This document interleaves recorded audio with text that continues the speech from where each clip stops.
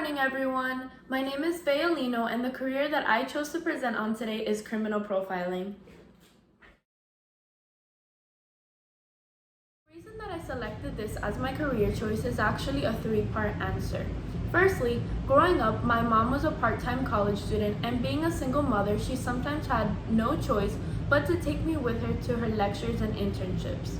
From a young age, I was exposed to psychology, and the older I got, the more fascinated I became with the subject. Secondly, during my first semester of college at Nova Southeastern University, I met a girl in one of my lectures who was a criminal justice major. When I asked her why she chose that specific major, she told me that she aspired to become a criminal profiler. As a fan of crime TV shows such as Mindhunters and Criminal Minds, I had a general idea of what the career entailed, but with further research, I decided that I too wanted to become a criminal profiler. Lastly, I wanted a career that I would enjoy. As a psychology and criminal justice double major who is passionate about both subjects, I wanted to find a career in which I could blend them both. And after much research, I decided that criminal profiling was right for me.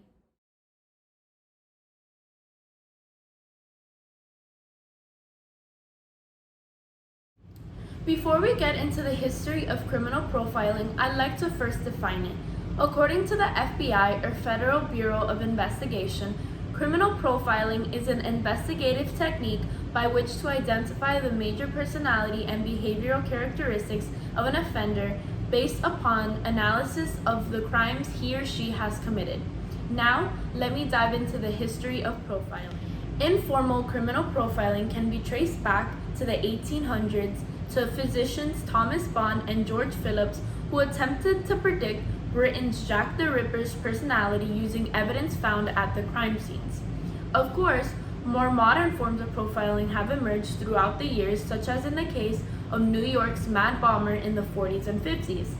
James Russell was considered to be a pioneer for profiling at this time, although his methods were viewed as weak due to the fact that he made educated guesses about the offender instead of actually investigating him. But nevertheless, profiling took off after this case.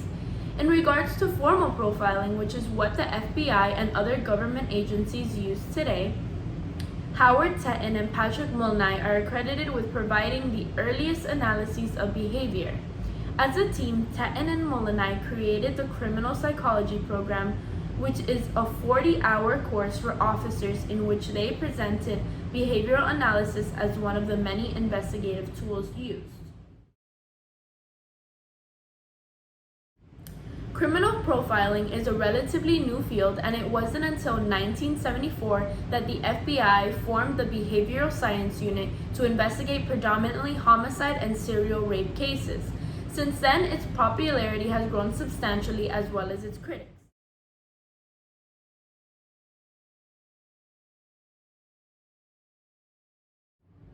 Before continuing, I'd like to insert a disclaimer.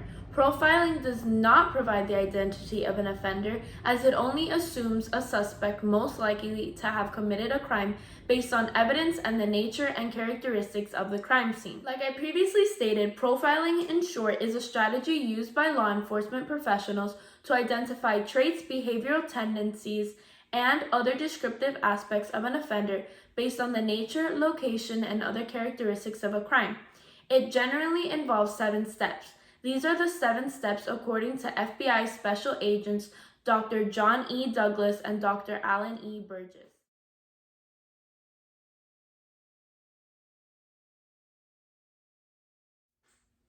Step 1. Evaluation of the criminal act itself. Step 2. Comprehensive evaluation of the specifics of the crime scene or scenes. Step 3.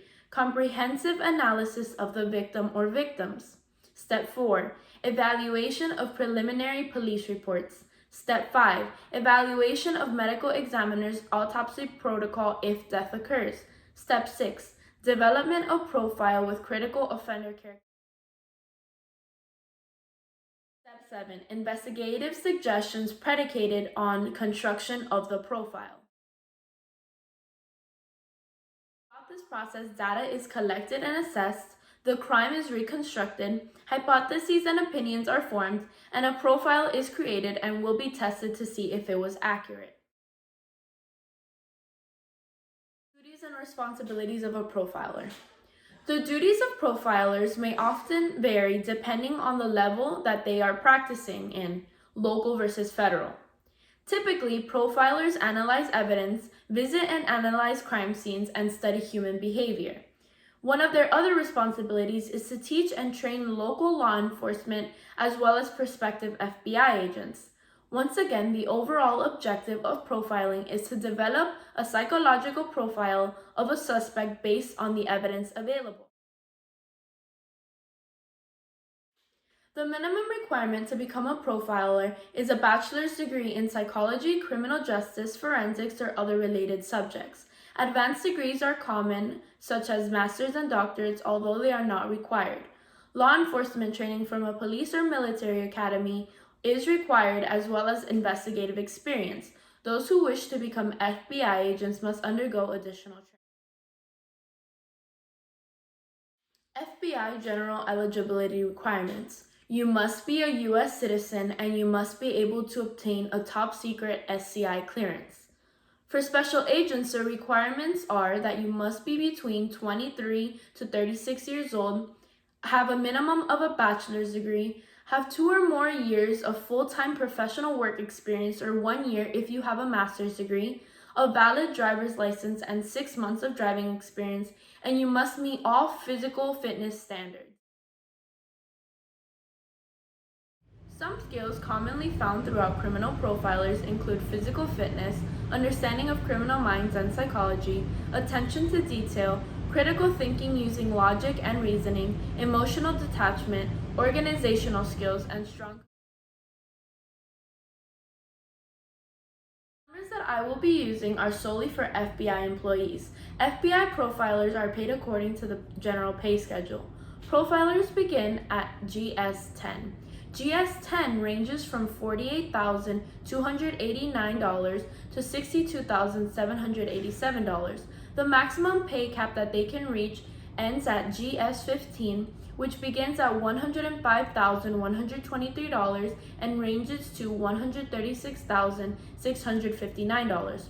The bottom 10% of profilers make an average of $36,550 annually, which is an equivalent to $17 an hour.